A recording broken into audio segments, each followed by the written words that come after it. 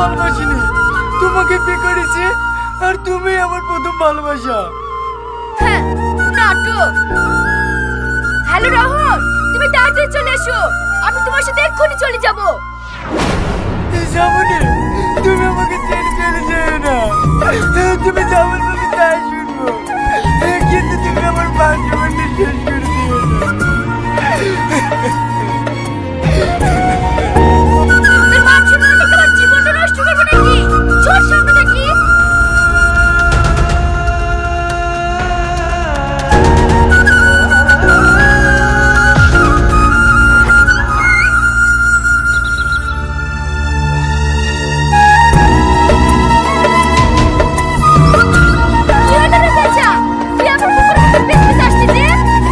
তোমাকে আটকে যাচ্ছি, কিন্তু তাড়াহুড়ো করে যেতে কি ওই শোকের মালাটা নিয়ে যেতে ভুলে যাচ্ছ? এই না ভাই, শ্রাবণী তোমাকে অনেক ভালোবাসে, তুমি ওকে সারা জীবন খুশি রেখো, কোনোদিন কষ্ট দিও না। সরে গেতে কি শালা পেঁচা বাড়ি থেকে আসছিস? এই, কথাটা বাড়ি চলো তো।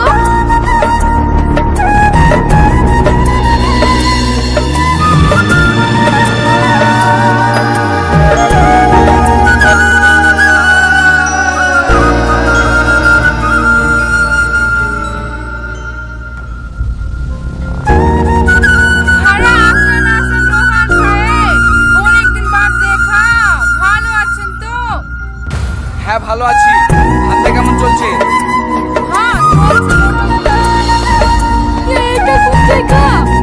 আমাকে তুমি কোথায় আসলা? তুমি আমার পেছন পেছন কোথায় এসছো? ওখানে দাঁড়াও। মাম্পি ভাই, এই মালটাকে সেল করব, কত দিবেন বলেন? মাল তো খাসা লাগছে রোহন সাহেব, 2 লক্ষ টাকা নেবে। ঠিক আছে, আমি 3 লাখ টাকা দাম নেবো। হ্যাঁ, তোমার কথাই হলো। সেঠজি সাহেব আসবে, তারপর তুমকো পেমেন্ট করে দেবে।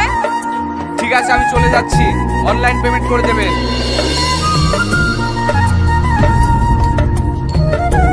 তুমি এখানে একটু দাঁড়াও, আমি আসছি। হ্যাঁ জোসনা, একে ঘরে লেগে সব কিছু বুঝাই দে। এই চলো।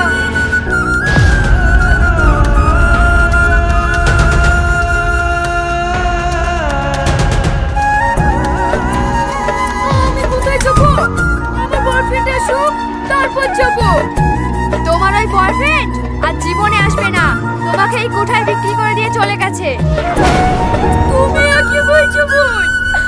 আমি যাকে খুব ভালোবাসতাম আর সে আমাকে বিক্রি করতে চলে গেল। আমি এখন কি করব? বোন, তুমি আমাকে বাঁচাও।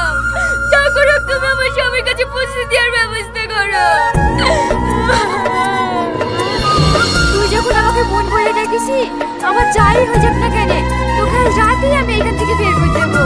তুই আর কাঁদিস নি, চ আমার ঘরে চ।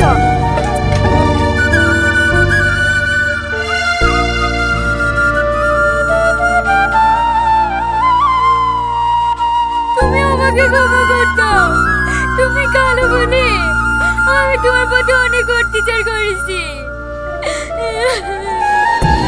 তুমি তোমার জীবন সঙ্গীর সাথে চলে গিয়ে আবার আমার কাছে অভিনয় করতে এসছো? বিশ্বাস করো, আমি অভিনয় করছি নি, আমি ওকে ভালোবাসিছিলাম, কিন্তু আমাকে ভালোবাসিনি। আমাকে ভালোবাসার অভিনয় করে জনপল্লীতে আমাকে বিক্রি করে দিয়েছিল। তুমি আর কেঁদো না, তুমি আমার কাছে চলে এসছো, আমি তোমাকে অনেক ভালোবাসি গো, আমি তোমাকে সারা জীবন আগলে রাখবো। চলো ঘরে।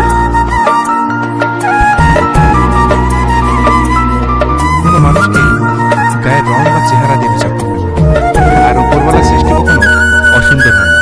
তাই মানুষের উপর দেখে নয়, মন দেখে বিচার করতে শিখুন।